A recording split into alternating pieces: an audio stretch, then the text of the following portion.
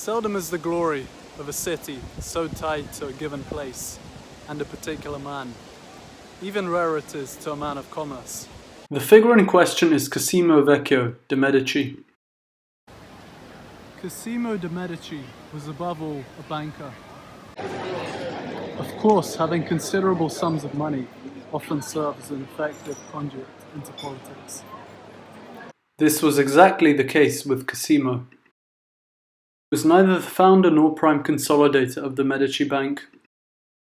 Instead, this was a financial behemoth created by his father. By the 15th century, the bank developed branches in many Italian cities, with some bastions situated in other European kingdoms.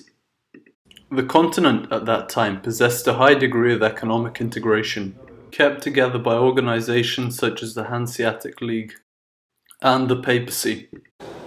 Indeed, the Roman Catholic Church, especially its executive branches, proved essential in elevating Cosimo and his dynasty to rule. The dominant currency then was the florin, and most of the Medici revenues came in this coin. Most Florentine statesmen had loans with the Medici Bank. The lending institution gained a reputation for efficiency and funding lavish projects. It was this that gained the Pope's attention. Indeed, aside from being power brokers, the Medici also served as patrons of the arts. Since the time of Giotto, painting had experienced an aesthetic revival in Italy, and the beauty and pragmatism inherent in such endeavours became increasingly apparent. The fine arts, belle arti, at the time were deemed to be sculpture, painting and architecture. The trends of the day were exciting. Innovations in perspective were being wrought, and the face of Florence was fast changing. Filippo Brunelleschi, an architect, was building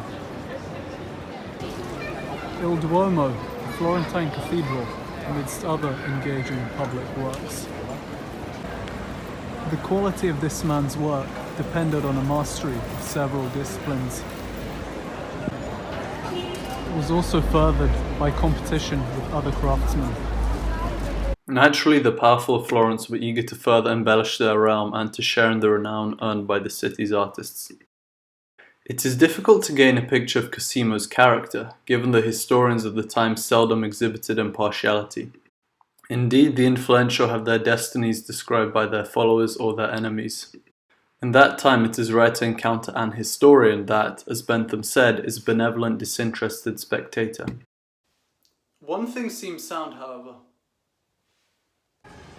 Even if Cosimo inherited a fortune and did not build a business empire, he sustained the system. Such is worthy of praise and a testament to his commercial acumen, given that many children squander the fruits of their forefathers. In 1434, Cosimo Vecchio was declared Lord of Florence. He was the inaugural holder of the title, and its powers were close to monarchic.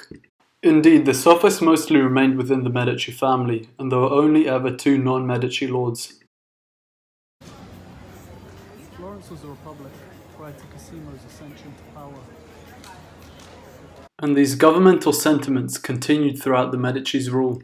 Cosimo gained power by gradually winning the loyalties of the people's deputies and making them financially dependent on his bank. This, along with his management of the papacy's monies, paved his way to power. So what exactly was Cosimo's method then? I believe we can split all that happened into three parts. He started by buying votes in the local city councils. Cosimo's power grew. He started to attract the attention of rival Florentine factions. Eventually, Cosimo was exiled for having failed to conquer Lucca, a republic in the vicinity of Florence. After requests for the rescindment of this order, Cosimo and his family took the bank to Venice, offering their services there. The change in location did not hinder his or the family's success.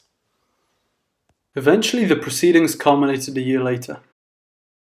The transfer of the bank caused mass capital flight from Florence, and the rulers of the city decided to cancel the exile and invite Cosimo back as a lord. However, we do not do history justice if we only observe a man's accrual of domestic hegemony. More importantly, Cosimo's age was one of relative peace on the Italian peninsula. This occurred by virtue of the balance of power established in the area. Indeed, Italy was then a collection of rambunctious city-states, persistently jostling for superiority with one another. 4 different city-states ultimately formed an ensemble of polities. Milan and Florence formed one bloc. Venice and Naples constituted the other. Cosimo skillfully created this dichotomy by establishing military ties with the Milanese.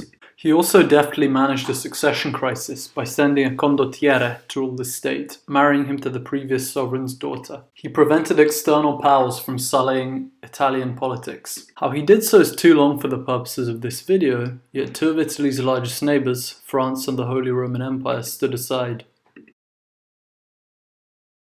All this allowed for 50 years of peace and stability, allowing for the intellectual and aesthetic awakening of the Renaissance to fully take hold. Indeed, Tuscany was the epicenter of this movement, producing illustrious craftsmen and writers. What was Cosimo's legacy, and to what extent can he receive credit for it? One needs to consider 2 factors here, longevity and substance. It is beyond doubt that Cosimo made his dynasty one of the foremost banking families of all history, and one of the most politically dominant of the medieval ages. Capitalism was in its infancy, and lacked the industrialization that lifts the masses out of poverty. A more worrying consequence of Medici rule was a culture of religious and political authoritarianism ushering in southern Europe. The very idea of familial rule, alongside papal corruption, was a throwback to Roman times, when blood feuds consumed the entire empire in successive wars. Still, Cosimo's story is a rare exception in that he managed to create an Italian domestic order in his name. So the glory of the Medici lives on. A particularly skilled way in which Cosimo defended the family name was through getting various artists to praise him. Vasari's Lives fills many lines with paeans to the Medici family, purporting the house's justice and majesty. Why were the Medici so influential towards the arts and humanities in particular?